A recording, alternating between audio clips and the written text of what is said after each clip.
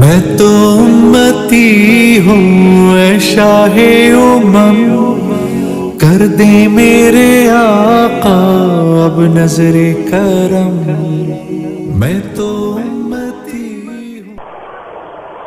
السلام علیکم ورحمۃ اللہ وبرکاتہ۔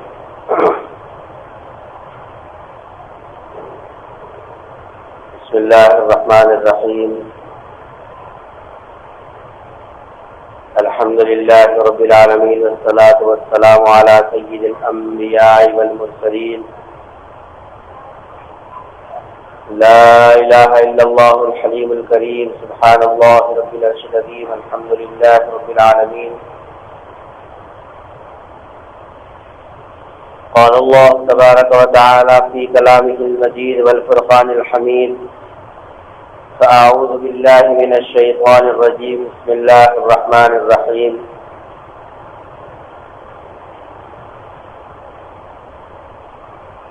ان الذین آمنوا وعملوا الصالحات کانت لهم جنات الفردوس نزلا،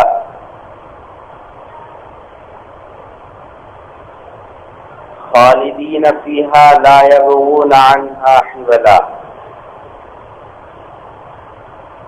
قال النبی صلی اللہ علیہ وسلم الصدقۃ تطفئ البلاء، او کما قال علیہ الصلاۃ والسلام۔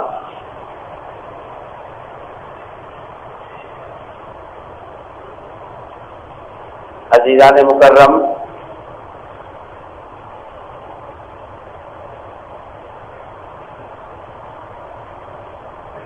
قرآن کریم کے سورہ کہف کی آیت کا ایک مختصر سا حصہ اس وقت میں پڑھا گیا۔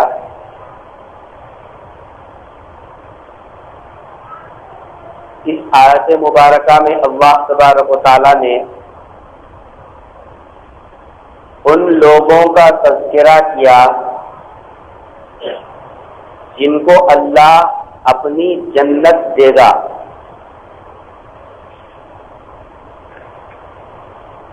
جنت اللہ تبارک و تعالیٰ کی ایک ایسی مخلوق ہے جو اللہ تبارک و تعالیٰ اپنے پسندیدہ بندوں کو عطا فرمائے گا،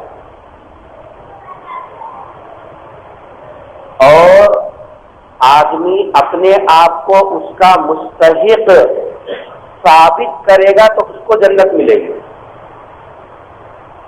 جنت دعوے سے ملنے والی چیز نہیں ہے۔ عام طور پر لوگوں کا ذہن یہ بنا ہوا ہے کہ جنت صرف دعوے سے مل جائے گی، اسی کے نتیجے میں آدمی گناہ پہ گناہ کیے چلے جا رہا ہے، اللہ کے حکموں کو بے دریغ توڑتا ہوا چلا جا رہا ہے، فرائض کا پاس و لحاظ کیے بغیر زندگی گزار رہا ہے، سرکار دو عالم صلی اللہ علیہ وسلم کی سنتوں کے جنازے نکال رہا ہے، حلال حرام کی تمیز کیے بغیر زندگی گزار رہا ہے، اور اپنے پرائے کی تمیز کیے بغیر آدمی اپنی زندگی کی گاڑی کو دوڑا رہا ہے، اور دعویٰ یہ کر رہا ہے کہ صاحب جنت ہماری ہے، ہم کو ملنے والی ہے۔ یہ بات ذہن میں محفوظ رکھنا کہ جنت دعوے سے ملنے والی چیز نہیں ہے۔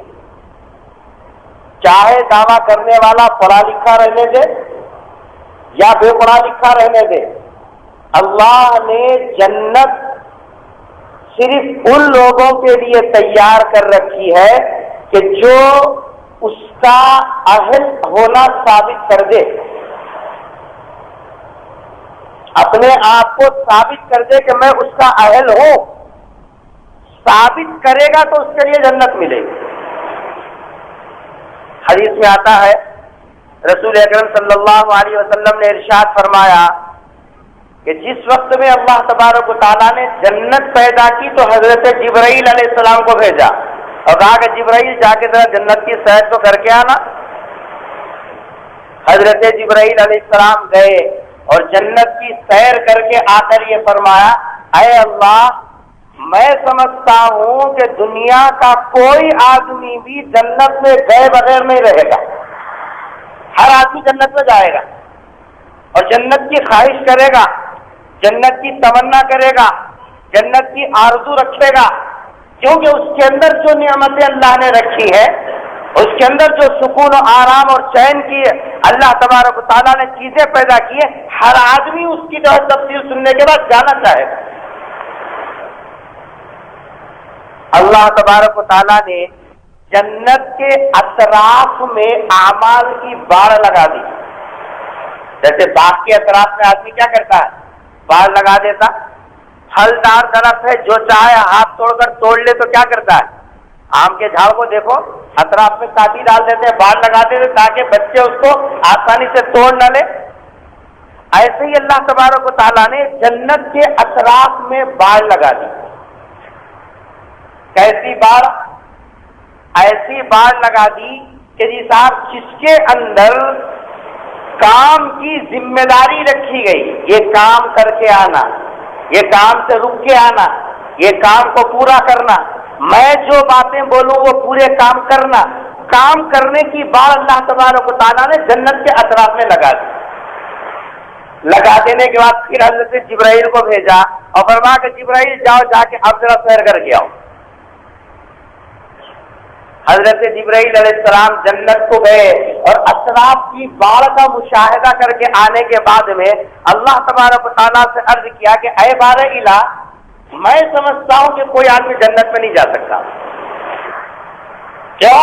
اس کے اطراف میں جو آپ نے باڑ لگا دی ہے اس کا پورا کرنا، اس کے اوپر اپنے آپ کو جمانا اور ان چیزوں کے کرنے کے چیزوں کو کرنا اور بچنے کے چیزوں سے بچنا بہت مشکل کام. میں سمجھتا ہوں کوئی جنت میں جا نہیں سکتا. دوزخ کے معاملے میں بھی ایسی حدیث میں آتا ہے. دوزخ جب بنائی اللہ تبارک و تعالیٰ نے تو حضرت جبرائیل سے کہا کہ جبرائیل ذرا دوزخ کی سیر کر کے آؤ.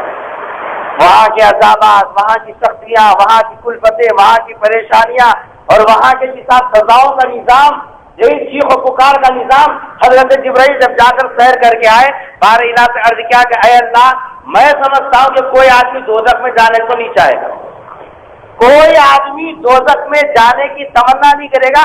ہر آدمی بچے گا دوزخ میں. تو وہاں کی سزائیں اور وہاں کی سختیاں اور وہاں کی تکلیفیں ایسی ہیں، ایک مرتبہ آپ کو سن لیا نا کبھی نہیں جاتا دوزخ. اللہ تبارک و تعالیٰ نے دوزخ کے اطراف بھی باڑ لگا دی. خواہشات کی باڑ لگا دی. لگا دینے کے بعد حضرت جبرائیل سے کہا کہ جبرائیل اب جا کے ذرا سیر کر کے آؤ. حضرت جبرائیل پہنچے، دوزخ کی سیر اب دوسری مرتبہ کی تو آ کر عرض کیا کہ اللہ، میں سمجھتا ہوں کہ کوئی آدمی بچ نہیں سکتا، سب دوزخ میں گریں گے. کیوں؟ دوزخ کے اثرات میں اللہ نے خواہشات کی باڑ لگا دی. دل بول رہا شراب پینا خواہش ہے، پیے گا، خواہش کے باڑ میں گھسے گا تو سیدھا کہاں پہنچے گا؟ دل میں آیا سود کھانا، سود کے حساب راستے میں قدم رکھا، خواہش پوری کی، سیدھا دوزخ کے حوالے. بد نظری کی، دوزخ کے حوالے. گالی دی، دوزخ کے حوالے. مسلمان کو قتل کیا، دوزخ کے حوالے. عزت پامال کی، دوزخ کے حوالے. یہ خواہشات کی باڑ لگا دی اللہ تبارک و تعالیٰ نے دوزخ کے اثرات میں. حضرت جبرائیل نے کہا کہ اے اللہ، میں سمجھتا ہوں کوئی بچ نہیں سکتا. تو یہ جو آیت کریمہ میں نے تلاوت کی اس کے اندر اللہ تبارک و تعالیٰ ارشاد فرما رہے، جو آدمی اپنے آپ کو اہل ثابت کرے گا، اور اہل ثابت کرنے کے لیے میں نے تم کو موقع دیا، 60 سال کا موقع، 70 سال کا موقع، عمر دی، یہ موقع دیا. کیوں؟ لِنَبْلُوَكُمْ أَيُّكُمْ أَحْسَنُ عَمَلًا، تاکہ دیکھے تم میں کون اپنے آپ کو جنت کا اہل ثابت کرتا ہے. یہ اللہ دیکھنا چاہ رہے ہیں. یہ کھیل تماشے کے لیے، وقت گزاری کے لیے جی اللہ جنت جو دنیا کے اندر ہم لوگوں کو پیدا نہیں کیا. افحسبتم انما خلقناکم عبثا، کیا تم یہ خیال کرتے ہو کہ ہم نے تم کو ایسے ہی پیدا کر دیا، بیکار بے فائدہ، کوئی مقصد نہیں؟ اور تم یہ خیال کرتے تو وَأَنَّكُمْ إِلَيْنَا لَا تُرْجَعُونَ، ہمارے پاس مر کے دوبارہ تم کو آنا نہیں ہے. یہ کسا غلط فہمی میں تم مبتلا ہو.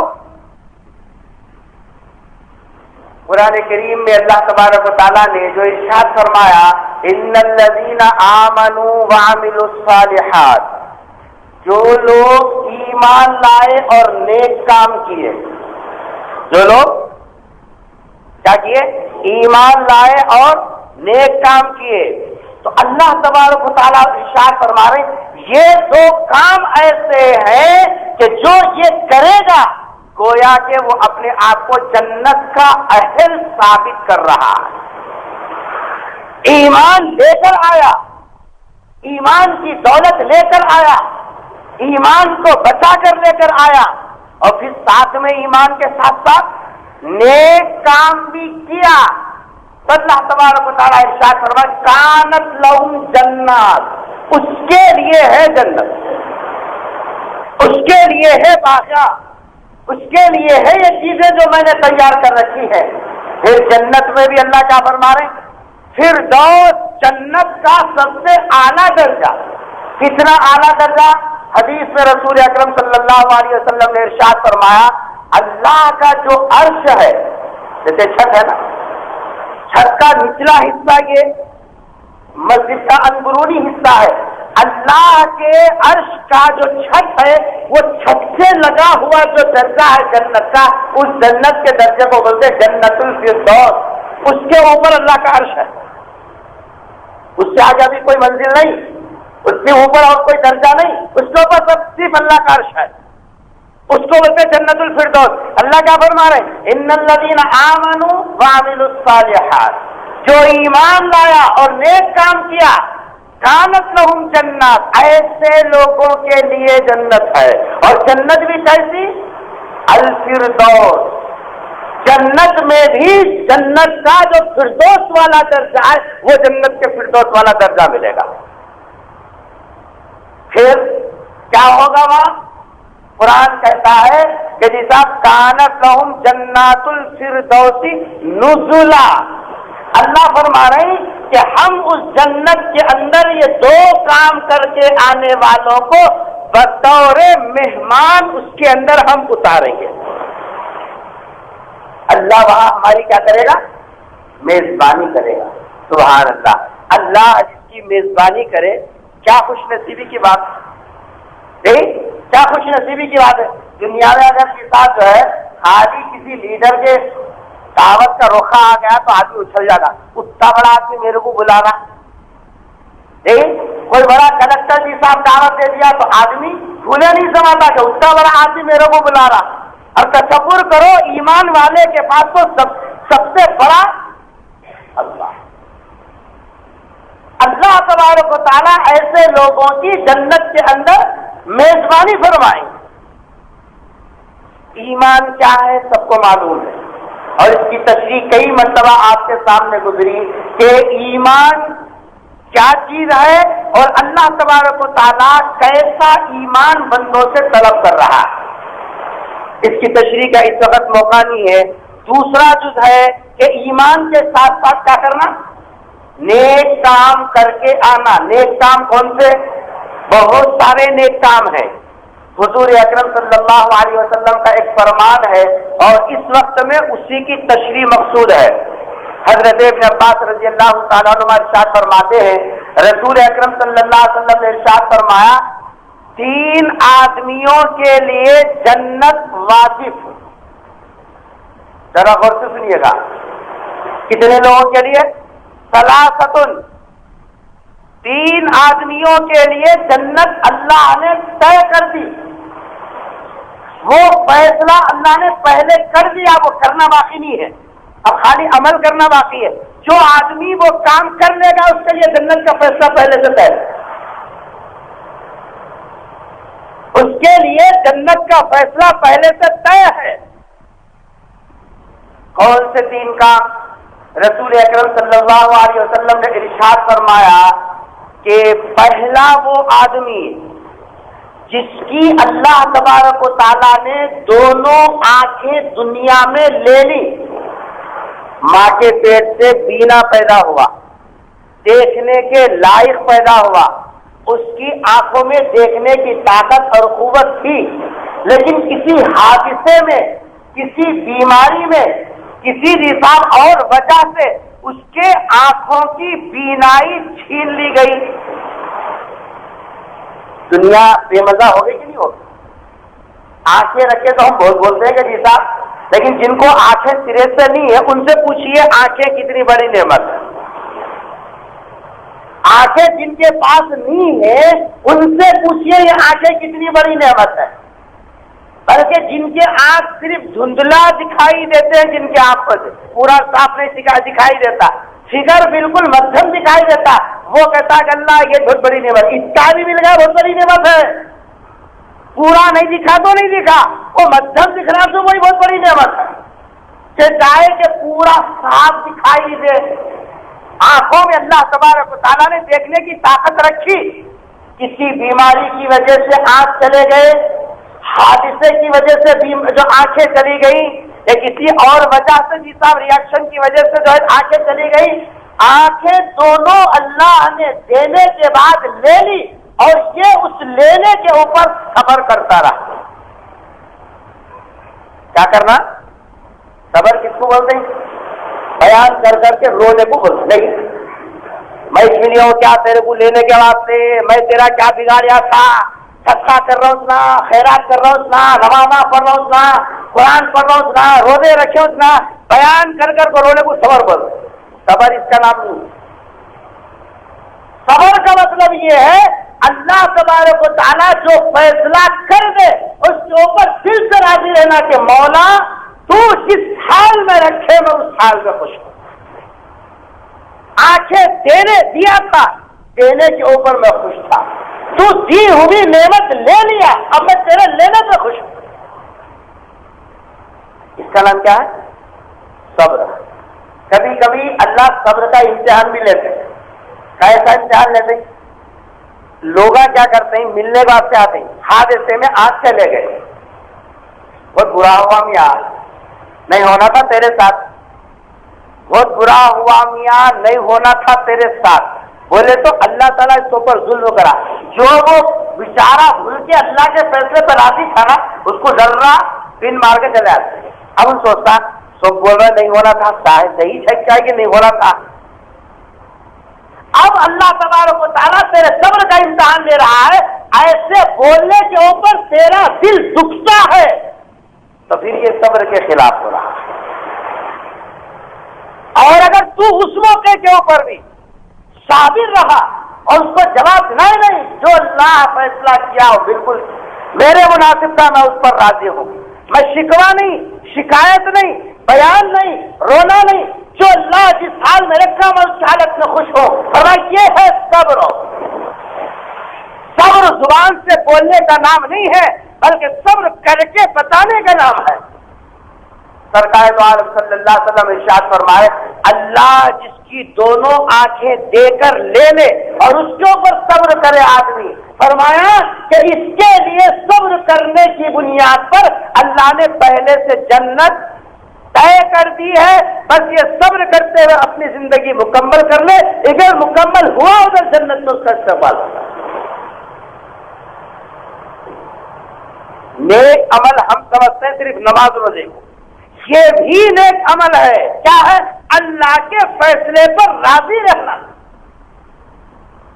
اللہ کے فیصلے پر راضی رہنا یہ بھی ایمان کا تقاضا ہے، اور جنتیوں والا عمل ہے، جنتیوں والا۔ اس میں کچھ خرچ ہوا، اس میں کچھ پھٹکری لگی، اس میں کچھ مال لگا، اس میں کچھ نہیں لگا، بغیر کسی خرچے کے، بغیر کسی محنت و مشقت کے، صرف صبر کرنے کے اوپر اللہ تبارک و تعالیٰ جنت کا فیصلہ کر چکا۔ رسول اکرم صلی اللہ علیہ وسلم ارشاد فرما، پہلا آدمی وہ کہ جو جس کی دونوں آنکھیں اللہ تبارک و تعالیٰ لے لے اور وہ اس کے اوپر صبر کرے، فرمایا کہ یہ آدمی مرنے کے بعد اللہ کا فیصلہ طے ہے کہ اس کو جنت مل جائے۔ اور اللہ کا فیصلہ ایسا نہیں ہے دنیا میں ہم کرتے رہے، دیتا ہوں بھائی ٹائم بول دیا دے دیتا ہوں، اور ٹائم پہ پہنچا بولا تھا مگر میں آپ نہیں ہو رہا، پھر کب تو دیکھ۔ یہ دنیا والے اپنا وعدے کو کر کے مکر جاتے ہیں، لیکن اللہ کیا ہے؟ لا تبدیل لکلمات اللہ، اللہ کا فیصلہ بدلتا نہیں، اللہ جو فیصلہ کر دیا اٹل ہے، اس فیصلے میں کوئی قسم کی حساب تبدیلی نہیں ہو سکتی۔ قرآن میں اللہ تبارک و تعالی لا راد لفضلہ لا راد لقضائہ، اللہ کے فیصلے کو دنیا کی کسی چیز میں اتنی طاقت نہیں ہے جو اللہ کے فیصلے کو حساب روک سکتے۔ پہلی چیز، پہلا عمل، پہلا فرض وہ جس کے تعلق سے اللہ نے جنت کا فیصلہ کر چکا، وہ آدمی ہے کہ جس کی دونوں آنکھیں کسی حادثے میں چلی جائے اور وہ اس کے اوپر صبر کرے، اللہ تبارک و تعالیٰ صبر کے بدلے میں کیا دے گا؟ جنت کا فیصلہ کر چکا۔ دوسرا وہ آدمی، رسول اکرم صلی اللہ علیہ وسلم نے ارشاد فرمایا، دوسرا وہ آدمی جس کے پاس 3 لڑکیاں ہو، جس کی 3 بیٹیاں ہو، وہ 3 بیٹیوں کی عمدہ پرورش کرے، اچھی تربیت کرے، اس کے حساب ضروریات کا خیال کرے اور اس کا مناسب جگہ رشتہ کر کے دے دے۔ فرمایا کہ جو آدمی 3 بچیوں کی پرورش کا بوجھ اٹھاتا ہے، یہ سمجھ کر کہ یہ اللہ کی نعمت ہے، یہ سمجھ کر کہ یہ اللہ کی نعمت ہے، 3 بچیوں کی پرورش کی ذمہ داری پوری کرتا ہے، سرکار دو عالم صلی اللہ علیہ وسلم اعلان فرما رہے ہیں اللہ نے ایسے آدمی کے لیے جنت طے کر دی۔ اب وہ فیصلہ حشر کے میدان تک موقوف نہیں ہے، اس کا نفاذ بعد میں ہوگا، لیکن فیصلہ پہلے ہو چکا کہ ایسے آدمی کے لیے جنت میں نے واجب کر دی۔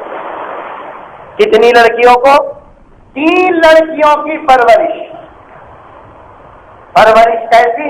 حدیث میں حضور اکرم صلی اللہ علیہ وسلم نے ارشاد فرما، لڑکیوں کی تربیت ایسی کرنا، اس میں بیٹوں کو ایک نظر سے، بیٹیوں کو ایک نظر سے نہیں دیکھنا۔ ہم منڈی تو خوب ہلا رہے کہ ہم نہیں دیکھنا، بالکل بجا بات ہے۔ لڑکی گھر میں پیدا ہوئی، نہ لام رکھائی کا روکھا چھپا، نہ جی صاحب جو ہے لڈو بنے، نہ کسی کو جی صاحب اطلاع دی، کچھ نہیں کیا۔ اور وہیں اگر لڑکا پیدا ہوا، نام رکھائی کے باضابطہ جی صاحب روک کے چھپے، لڈو بٹے، اور سب کو جی صاحب جو بولتا پھرا کہ گھر میں لڑکا ہوا، گھر میں لڑکا ہوا۔ آپ بتلاؤ یہ دونوں کے درمیان میں فرق کیا کہ نہیں کیا؟ دونوں کی تربیت کے اندر فرق کیا کہ نہیں کیا؟ دو نعمتوں کے اندر آپ نے اونچ نیچ کا معاملہ کیا کہ نہیں کیا؟ حضرت صاحب اچھے بچوں سب کو برابر دیکھو، کہاں سے برابر دیکھ رہا؟ گھر میں آج دن سے جس حساب سے اوپر نیچے کر رہا معاملہ۔ بچہ پیدا ہوا تو 2 رکعت شکرانے کی نماز، اور بچی پیدا ہوئی تو شکرانہ کیا، اس کے غم میں پورے فرما ہی رہے۔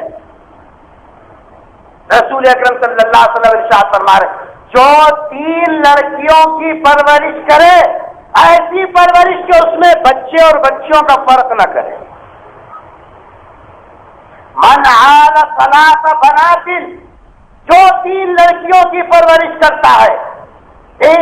اس وقت میں ہمارا خاص طور پر مسلمان گھرانوں کا یہ ذہن بنا ہوا ہے کہ لڑکی منحوس ہوتی، لڑکی کا قدم اچھا نہیں ہوتا۔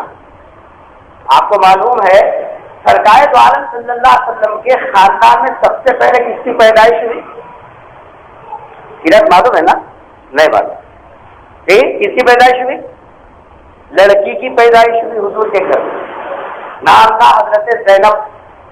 کرکٹ پلیئر کتنے چھکے مارا ہوگا ابھی بولے تو پورے، کون کتنے کام آ رہا تھا پورے کلو میں پورا بول دیں گے، لیکن سرکار کے گھر کے اندر سب سے پہلے لڑکے کی ولادت نہیں ہوئی، سب سے پہلے رسول اکرم صلی اللہ علیہ وسلم کے گھر میں اللہ کی نعمت اولاد کی شکل میں اگر آئی ہے تو حضرت زینب کی شکل میں آئی۔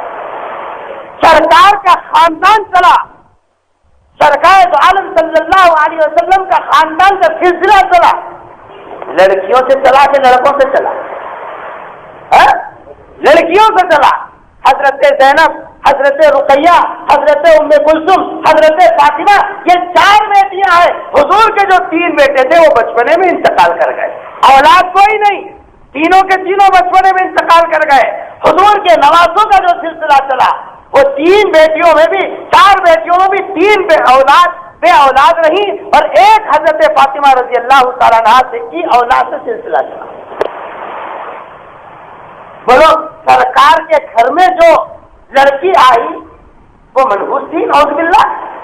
سرکار کے گھر میں لڑکی پیدا ہو جائے سرکار خوشی کا اظہار کرے اور ہم نعرے لگانے والے, ہم محبت کا دم بھرنے والے اور ہم جیسا بار بار دعویٰ کرنے والے کہ نبی کی شفاعت اور سفارش کے بغیر جنت نہیں مل سکتی.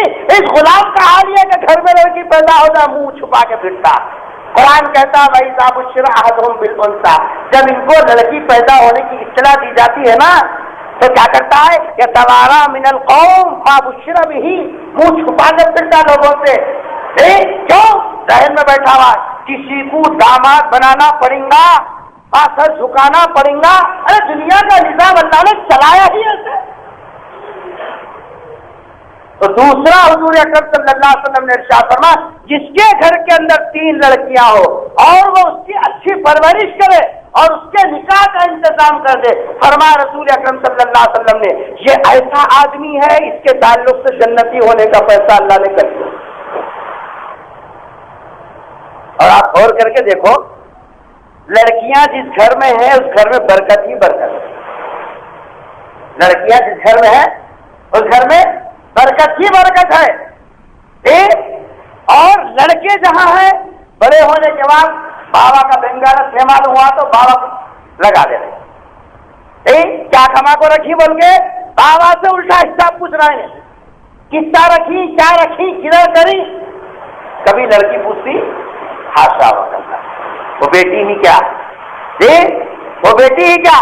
باپ کی حالت کو دیکھ کر بیٹی تو خود کے اندر بھی ساتھ دعا کرتی رہتی ہے اور بولتی ہے ابا جان اتنا خرچہ کہیں کو کر لے رہی, میں بغیر شادی کے رہنے تیار ہوں مگر تم کہیں کو پریشان ہو کہ اپنی ساتھ کرا پڑے. بیٹا بولتا کب کبھی مرتا بوٹا کھانس رہا ہے تو کھانس رہا جا کے لے گیا, میرا کام میرے کو نا. یہ فرق رکھا اللہ تبارک و تعالیٰ نے. لیکن آج اسی پیغمبر کے ماننے والوں کا گھروں کا حال یہ ہے کہ گھر کے اندر لڑکیاں ہے تو ان کی گری ہوئی نگاہ سے دیکھا جا رہا ہے, ان کی ذلت کی جا رہی ہے, ان کے ساتھ برابری کا سلوک نہیں کیا جا رہا. کیسے برابری کا سلوک نہیں کیا جا رہا؟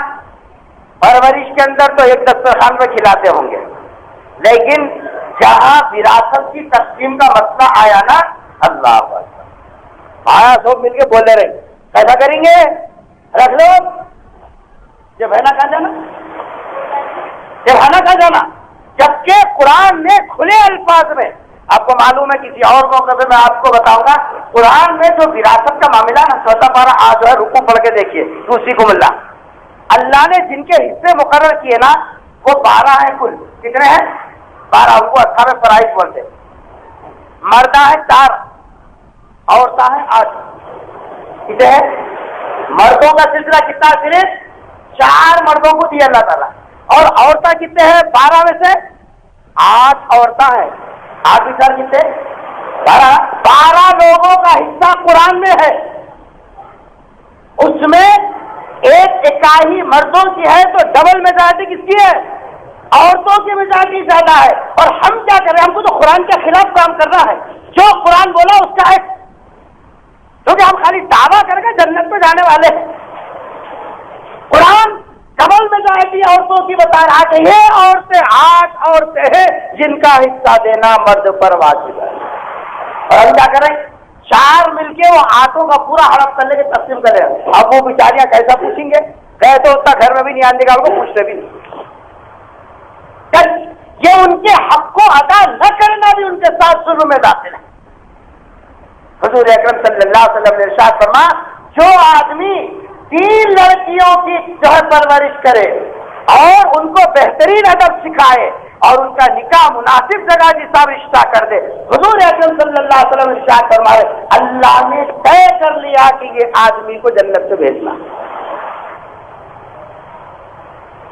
تیسری بات حضور اکرم صلی اللہ علیہ وسلم نے ارشاد فرمایا کہ جو آدمی کسی یتیم کی پرورش کرتا, کسی یتیم کس کو بولتے؟ یتیم کس کو بولتے؟ جس کے بچپنے کے اندر باپ کا انتقال ہو جائے ایسے کو یتیم بولتے ہیں. اور یہ یتیم کب تک رہتا؟ بالغ ہونے سے پہلے تک ہی یتیم رہتا. بالغ ہونے کے بعد خود مکتفی ہو جاتا، وہ اپنے پیروں پہ کھڑے ہونے کے قابل ہوتا. اب اس کو یتیم نہیں بولتے اصطلاح میں. یتیم چھوٹے بچے جن کا سہارا اٹھ جائے، جن کا سہارا اڑ گیا، دنیا کا جو ظاہری سہارا تھا وہ اڑ گیا. فرمایا کہ اب اس کی پرورش کرنا دل گردوں کا کام ہے. کیوں؟ جب تک بھائی زندہ تھا اس کے کپڑوں کی فکر کرنا، اس کے کھانے کی فکر کرنا، اس کے آرزوؤں کی فکر کرنا بھائی کی صورت دیکھ کے کر رہا تھا. نہیں کرے تو بھائی کیا بولتا کہ کیا نہیں کی، نہیں کرا تو بھائی ناراض ہوتا کہ کیا نہیں کی. لیکن جب بھائی کا سہارا ہٹ گیا، اس چھوٹے بچے کا ظاہری سہارا ختم ہو گیا، اب کوئی پوچھنے والا ہے؟ اب کرنا کمال ہے، اب کرنا کمال ہے. رسول اکرم صلی اللہ علیہ وسلم ارشاد فرماتے ہیں کہ جو کسی یتیم کی پرورش کرے اللہ نے طے کر لیا اس کے حق میں کہ وہ جنتی ہے. طے کر لیا اللہ تبارک و تعالیٰ نے کہ اس کے حق میں جنتی. ایک موقع پر رسول اکرم صلی اللہ علیہ وسلم ارشاد فرما بدترین گھر ہے وہ گھر بدترین گھر ہے جس گھر کے اندر یتیم ہو اور اس کی داد رسی نہ کی جاتی ہے. بدترین گھر ہے. یہ بدتر کون فرما رہے ہیں؟ سرکار دو عالم صلی اللہ علیہ وسلم ارشاد فرما رہے ہیں.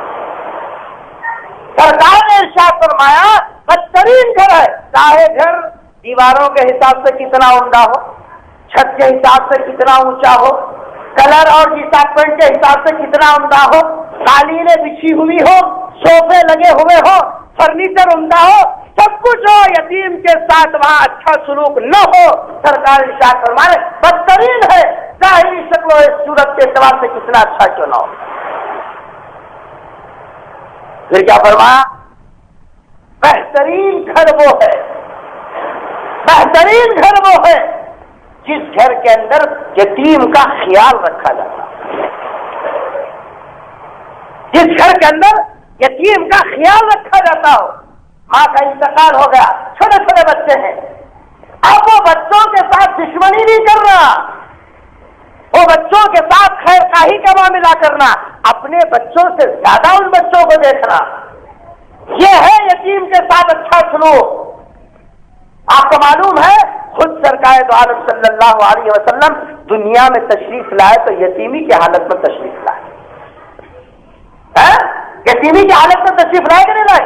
یتیمی کی حالت میں تشریف لائے. لیکن آپ کے خاندان والوں نے حضور اکرم صلی اللہ علیہ وسلم کا کتنا لحاظ کیا.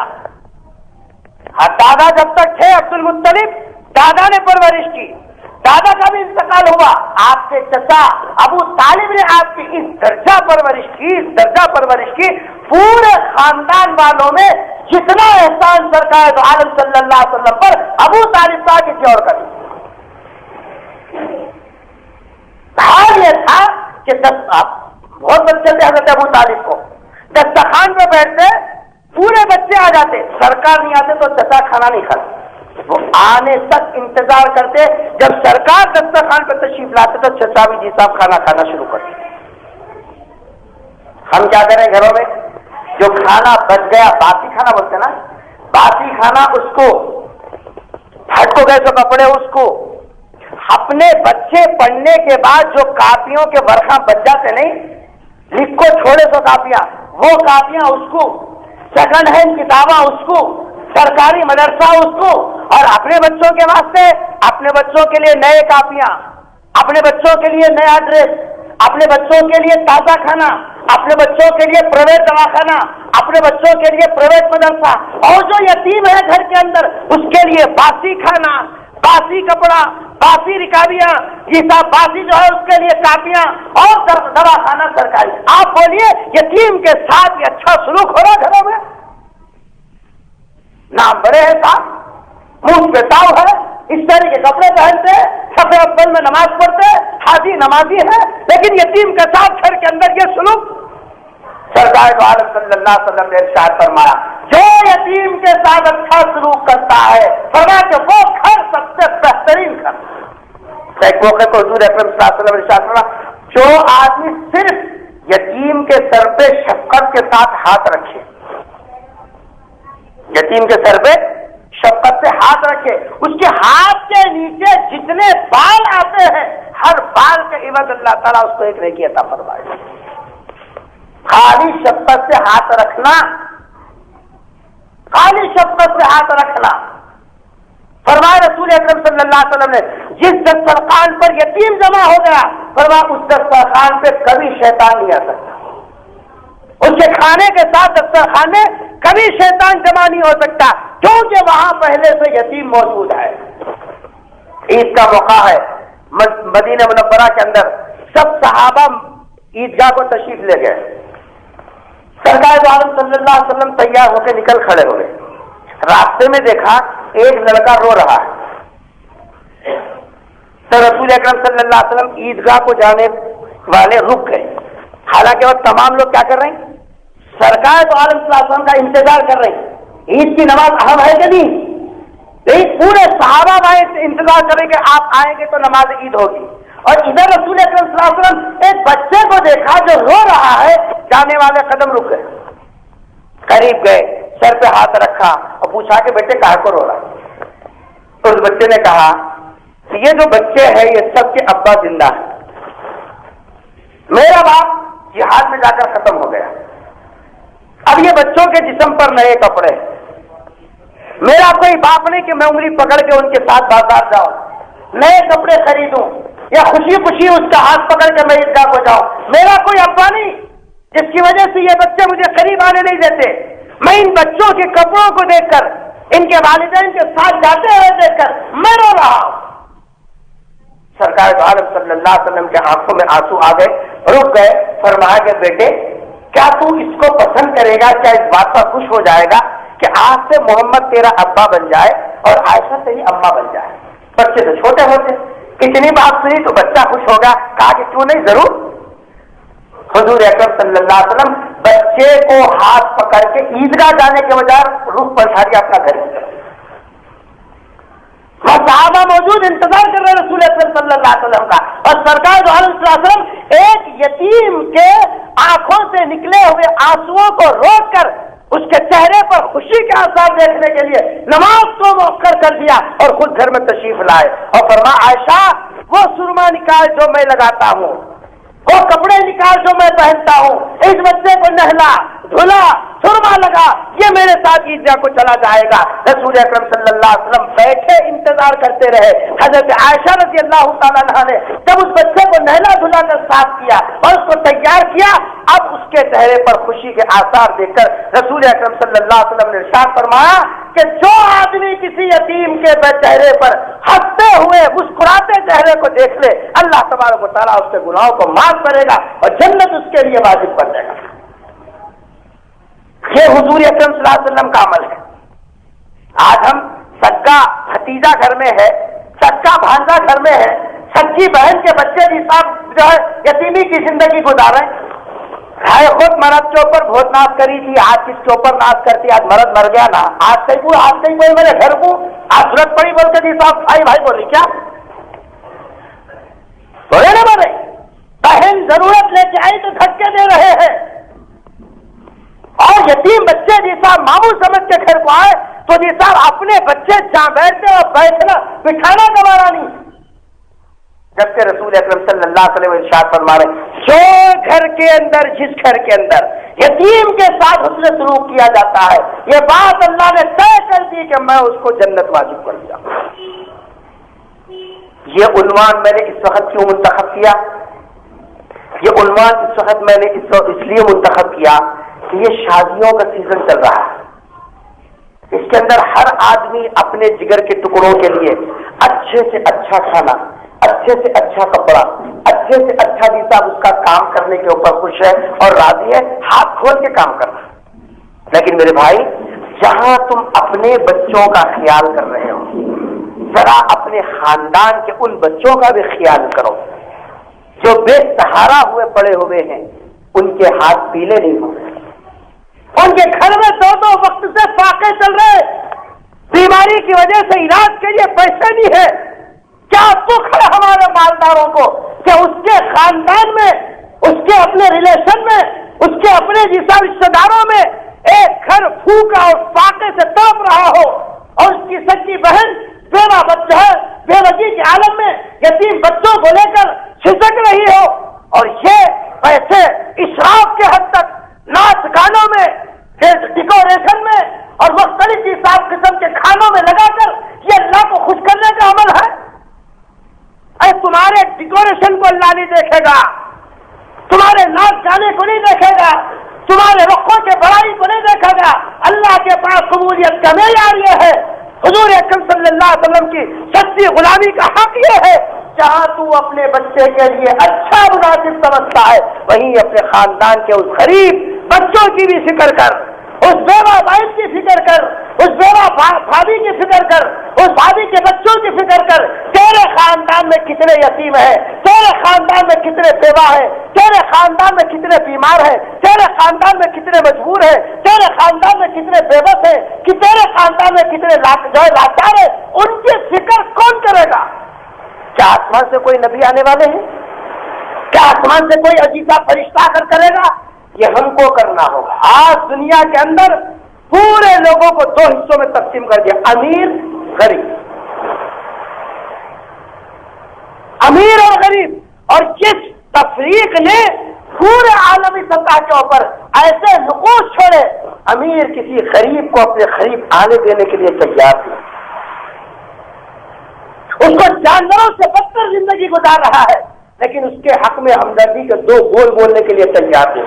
میرے بھائی، ہو سکتا ہے کہ آپ اس کو گری ہوئی نگاہ سے دیکھ رہے ہو، لیکن سوچو اللہ اور اس کے رسول کی نگاہ میں ان کا کیا مقام و مرتبہ.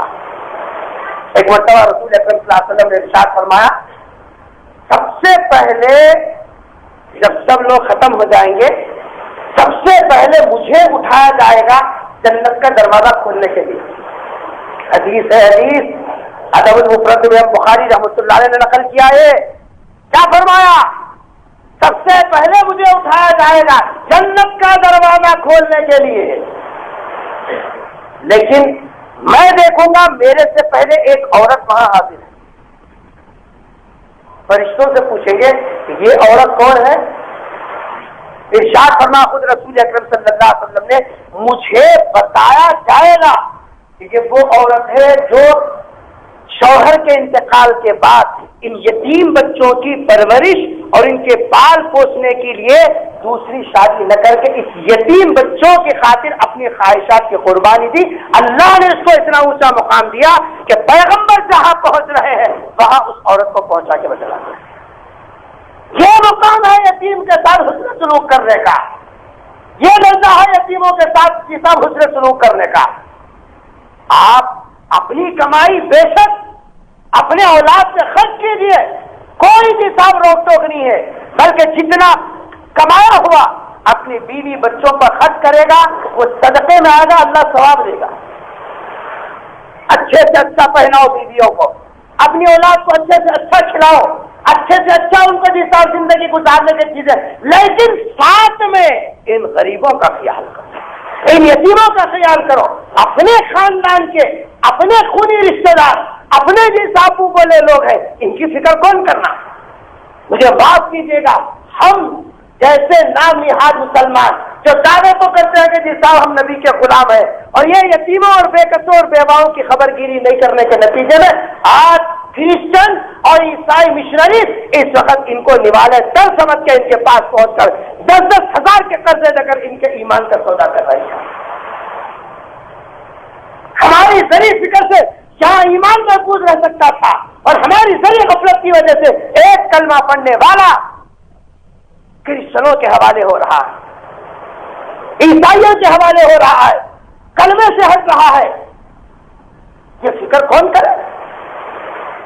اس لیے اپنے خرچے کے اندر اسراف سے ہٹ کر جو پیسے آپ بتائیے، گاڑی کو سجانے میں 3,000 روپے لے رہے، باجا لانے کے واسطے 4,000 روپے لے رہے. یہ 4,000 اور 3,000 بچا کر کسی غریب بچی کا رشتہ طے نہیں کر سکتے؟ کتنے بچیاں ہیں جن کے ہاتھ پیلے ہونے کے واسطے ان کے بالوں کے اندر سفیدی آ گئی، محض اس وجہ سے کہ جی صاحب یہ لالچی لوگ جو 10,000 20,000 کی بھیک مانگ رہے ہیں، یہ 10-20,000 نہیں دینے کی وجہ سے اس کا رشتہ نہیں ہو رہا ہے. سچی بھانجی ہے، سچی بھتیجی ہے، سچی پھپھو کی بیٹی ہے، یہ تو خیال نہیں کر تیرے حجوں کا کیا ہوگا؟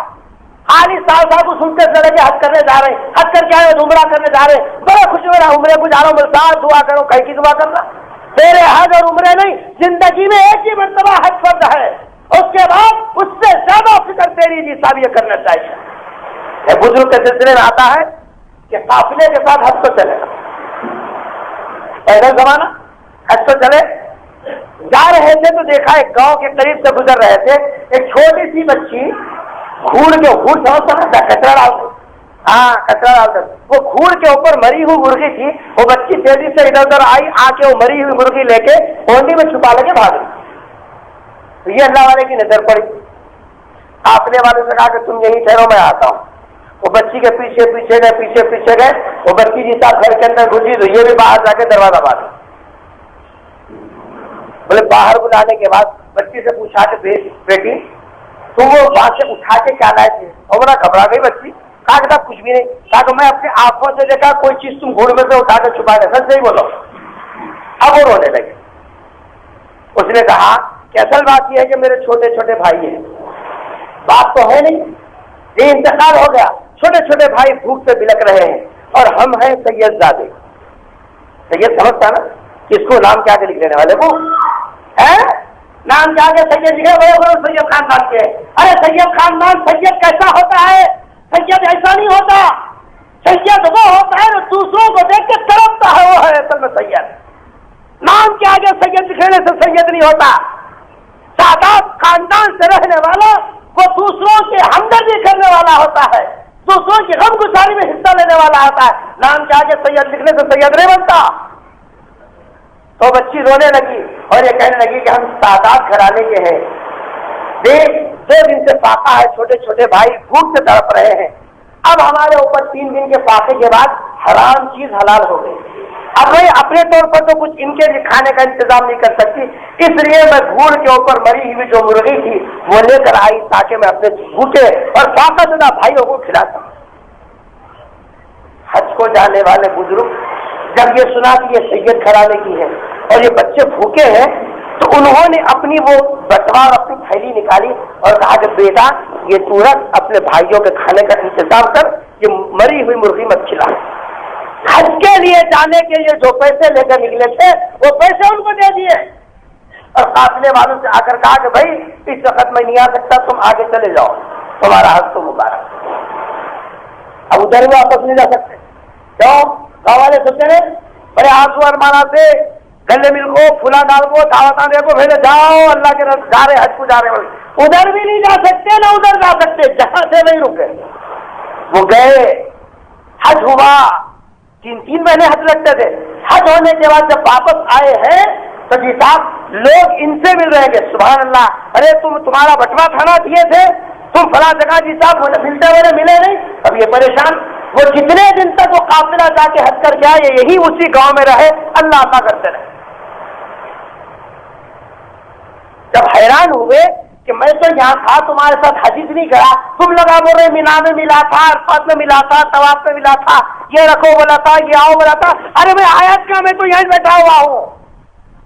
فرمایا کہ اللہ تبارک و تعالیٰ نے تمہاری وہ غریب بچوں اور یتیم بچوں کی جو تم نے مدد کی، اس مدد کے نتیجے میں تمہارے سورت کا ایک فرشتہ اللہ نے وہاں حج کے لیے بھیجا.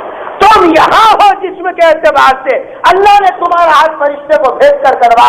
جتنے قافلے والے ہیں سب یہ سمجھ لیں کہ یہ ہمارے ساتھ ہے، تمہارے ساتھ طواف میں رہا، تمہارے ساتھ ہی صاحب جو ہے سعی میں رہا، تمہارے ساتھ مینا میں رہا، تمہارے ساتھ عرفات میں رہا. اللہ صرف ایک کام کی وجہ سے ان بھوکے اور فاقہ زدہ لوگوں کی جسم خدمت کرنے کے نتیجے میں فرشتے کے ذریعے سے حج کرا کے بتلا دیا. قیامت تک کے آنے والے مسلمانوں کو، وہ کلمہ پڑھنے والے مسلمانوں، یاد رکھو اس پیغمبر کی امت کے اندر جو فاقہ زدہ ہے ان کا خیال کرنا اتنا مبارک اور اللہ کی نگاہ میں اتنا بڑا عمل ہے. حج جیسا عمل بھی ہے تو روک کے تم ان کی خدمت پہلے کرو. آج दो हज, 3 हज चले जा रहे हैं, और बाजू पड़ोसी में भूखा पड़ा हुआ है, कोई पूछने वाला नहीं, इधर बीमार पड़ा हुआ है, दवा डोरी को पैसे देने वाला नहीं, सच्ची बहन बेवा है कि सब उसके बच्चों की किफायत करने वाला नहीं।